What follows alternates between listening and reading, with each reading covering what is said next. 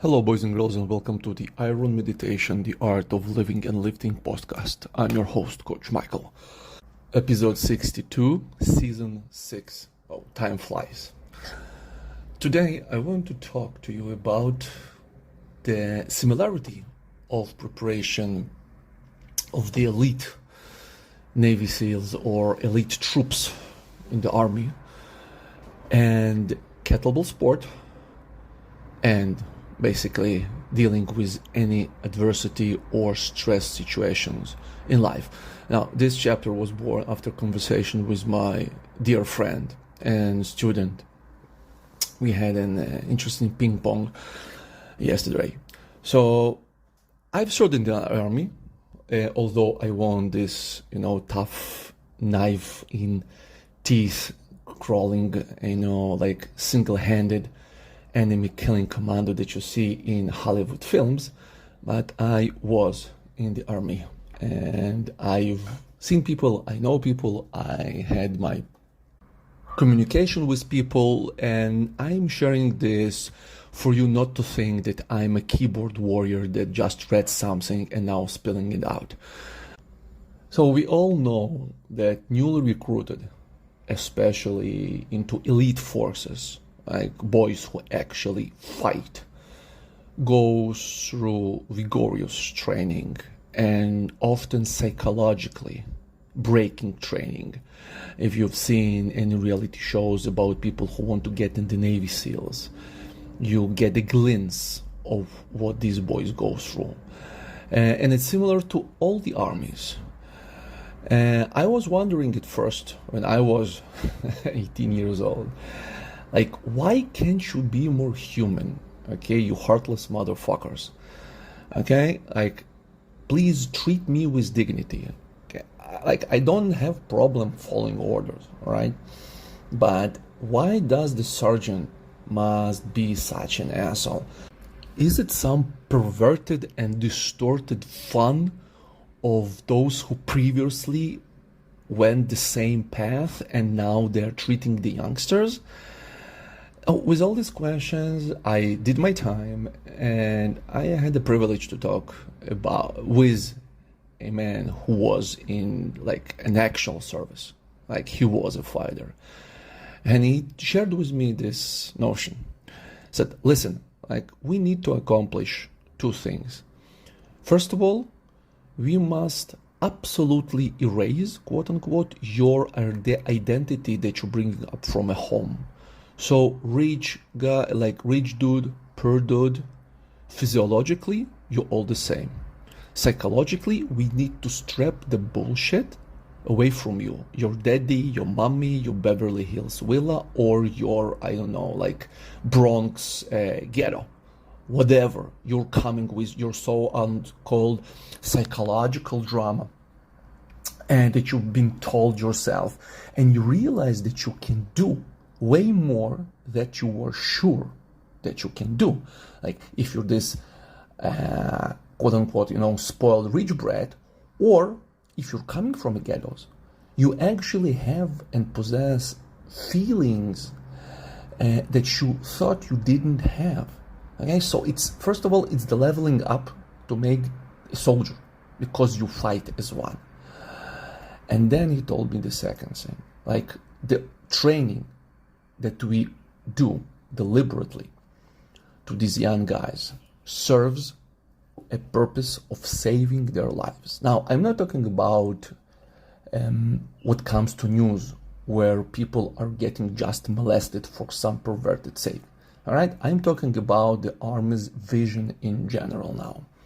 Said, we need them to follow orders. We need them to become an absolute, like, machines, quote unquote, sometimes emotional machines, because when the bullet's flying, when you hear explosions, where there's dirt mixed with the brain of your best friend stuck to your cheek, you cannot afford yourself to lose this shit, all right, and become a completely dysfunctional, because many people will fall near you, including yourself. Now, we as an army are not interested in sending body bags to your family. We are interested for you to become fighters that go home. alive to your family and kids. And this is why this type of training makes you, okay, so the more stress, the bigger the stress, the more calm and more indifferent, quote unquote, you become. You just follow the orders as you've been taught to. All right, and this is your only chance to get back alive. And people who went there understand what he says. In kettlebell sport, a hard turn left, you encounter the same thing. So the closest that you come to being deployed in Iraq is trying to go in kettlebell sport for 10 minutes and beyond. Because the fear of the clock, the stress of the kettlebells on your body, it does the same thing for your psyche. Not the same intensity, obviously, and not the same stress, because we are in a gym, we are protected, all is well. But if you really want to push it, if you really want, and especially if you're signed up for an event and you need to come and stand on the platform and actually show yourself, what I call get naked publicly, you are dealing with the same things. It hurts, it's stressful. Trust me, if you've been lifting, it is fucking scary thing. You look in the clock and the goddamn thing does not move. And you're saying like, fuck, like what will I do now? Like I have another, 20 minutes to go? I can go 20 minutes, like there is no way. And all this monologue becomes and getting in your head. And this is you experiencing the same stress as we experience in life. Where stuff like when things go sideways, because nobody promised us, a green illusion feels that we just, walking, holding hands, like in this utopian Woodstock images. All right?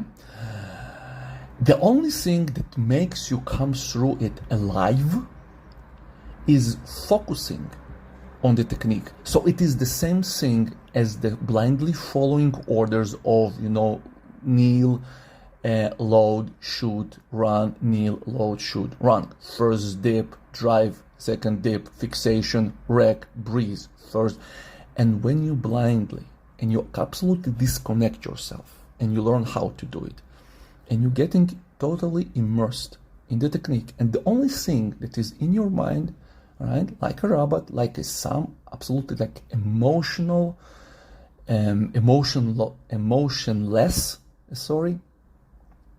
a biological organism, you just go like first drive, second fix, first drive, and suddenly you see that you have only 7 minutes remaining and saying, hey, I can do it. So, and then you push it and like the emotions come in, all right? And this is the same mechanism when you lift kettlebells long enough that you learn how to put in practice in real life. Because when you get stressed by stuff, and we tend to overemphasize the stress, so sometimes minor things happens, we turn them into majorities, into majors, and it's like, oh my god, I'm going to die. All right, and like, dude, okay, like you have like flat tire and you're going to be late for work, like what the fuck, all this strategy like coming from, right? Like flip the tire, like change the tire, whatever, right? Like, and you learn to implement this very cool, almost suicidal approach of like, all right, step in the car, put the triangle, put the jack, lift the car, unscrew the balls, lift the car, unscrew the balls, okay, change the wheel, screw the balls, get the tire, lower the car, call my boss, I'm late, I'm sorry, I had a flat tire, drive. All right, very cold. So this is there is no difference between you and the commando now, a Navy SEAL soldier lying somewhere. All right, this is the same mechanism, and this mechanism can be only practiced by kettlebell sport, not because I'm pitching it, but because it's the only sport that puts you in this stressful situation. Because 30 minutes, 15 minutes, and 10 minutes are not like 5 reps, as heavy as they may come. So now you know. Hope you enjoyed this episode. Feel free to get back to me with your answers and